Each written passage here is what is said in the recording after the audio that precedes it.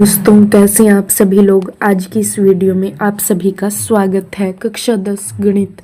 दोस्तों, आज की इस वीडियो में हम एक्सरसाइज 9.1 का क्वेश्चन नंबर 8 करेंगे। तो चलिए देखिए क्वेश्चन नंबर 8 क्या है हमारे पास। एक पेडस्टल के शिखर पर एक 1.6 मीटर ऊंची मूर्ति लगी है।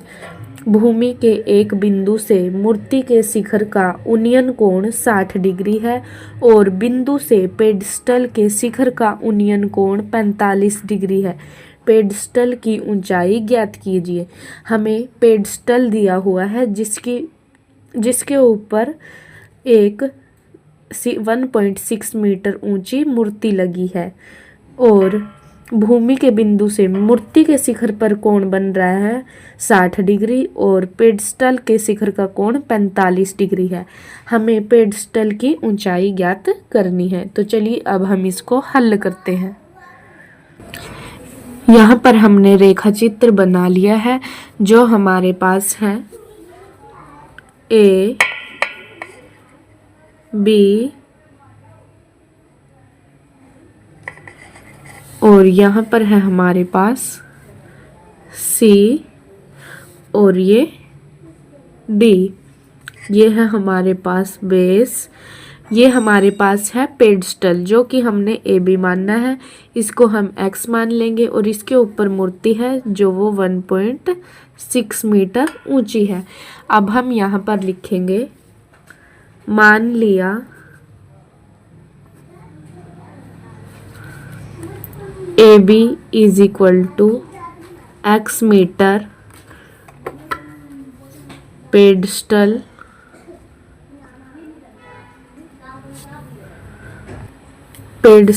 के शिखर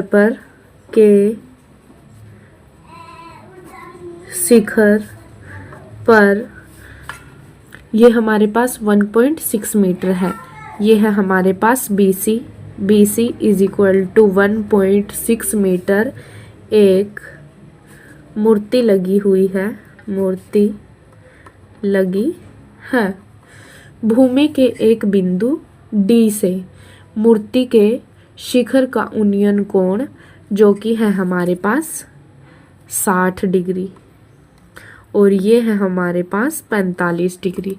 अब हम इसको लिखेंगे भूमि के एक बिंदु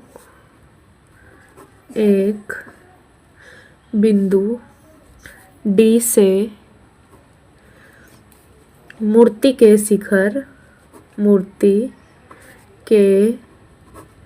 शिखर का उन्नयन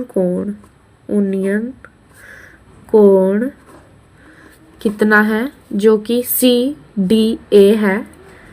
सी D A is equal to 60 degree है और पेडस्टल जो कि बी ए है के शिखर का उन्नयन कोण 45 डिग्री है और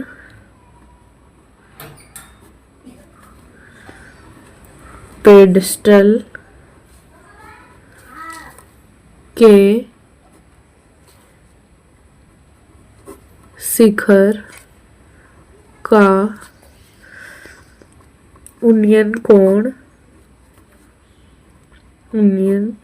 कोण जो कि बी डी ए है। B D A is equal to 45 degree है। देखिए अब हमारे पास पेडस्टल है और उसके ऊपर मूर्ति है। ये हमारे पास दो त्रिभुज बन गए, एक बी डी ए और सी डी ए और समकोण त्रिभुज बन रहा है हमारे यहाँ पर, यानी कि डी ए बी और डी ए सी। हम दोनों त्रिभुजों को निकाल के माइनस कर देंगे या x की वैल्यू लिख लेंगे, बराबर कर लेंगे तो हमारे पास x की वैल्यू रियल वैल्यू आ जाएगी।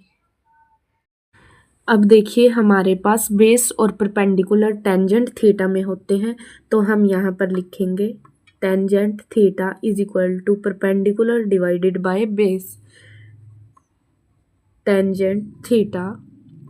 सबसे पहले हम लेंगे समकोण त्रिभुज डी ए और बी, समकोण त्रिभुज डी ए बी, जहाँ पर हमारे पास 45 डिग्री का कोण है। तो हम यहाँ पर लिख देंगे समकोण त्रिभुज डी ए बी में यहाँ पर हमारे पास परपेंडिकुलर हमारे पास है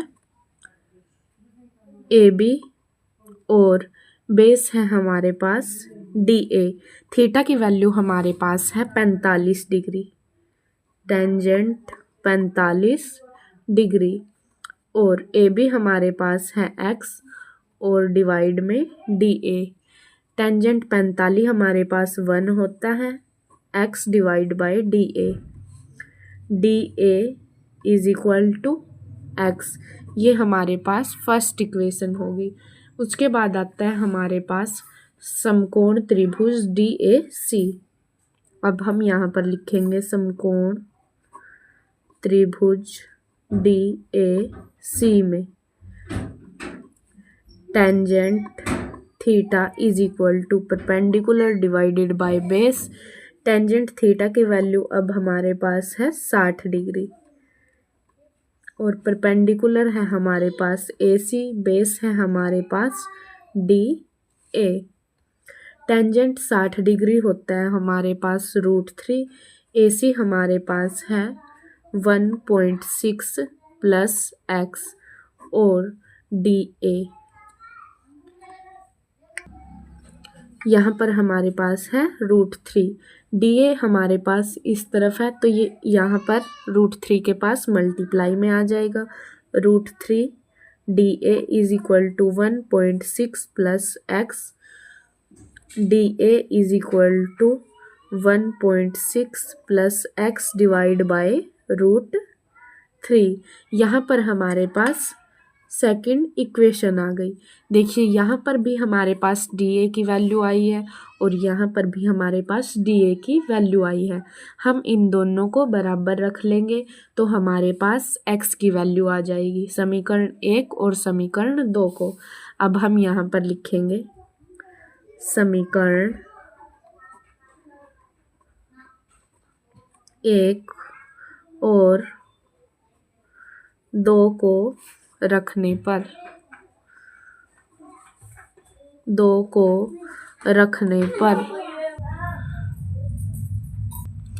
समीकरण 1 में हमारे पास डी ए की वैल्यू x है और समीकरण 2 में हमारे पास x की वैल्यू 1, डी ए की वैल्यू 1.6 प्लस x डिवाइड में √3 है।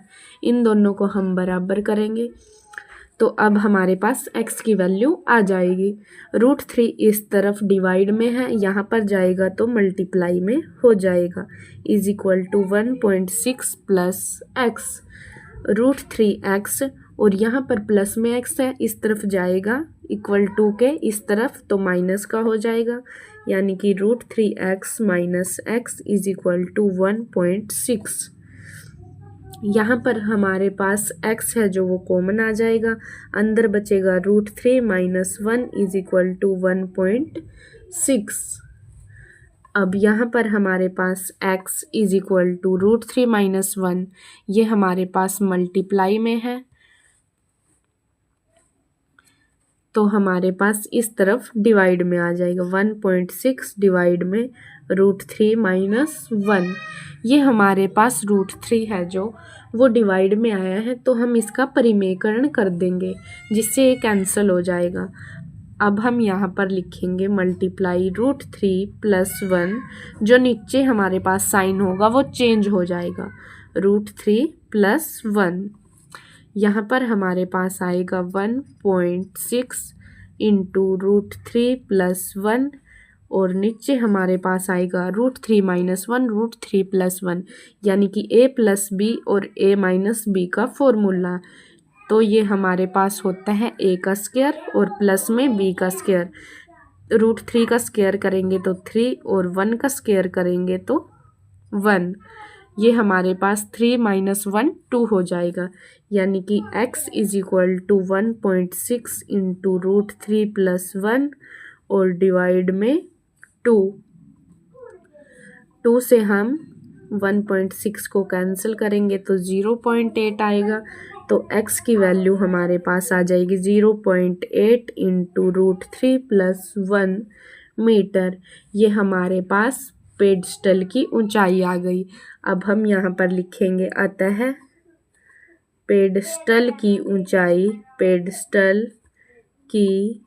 ऊंचाई is equal to 0.8 into √3 + 1 metre. ये क्वेश्चन हुआ हमारा कंप्लीट। उम्मीद करती हूँ आपको वीडियो काफ़ी पसंद आएगी। वीडियो को लाइक, शेयर और चैनल को सब्सक्राइब कीजिए।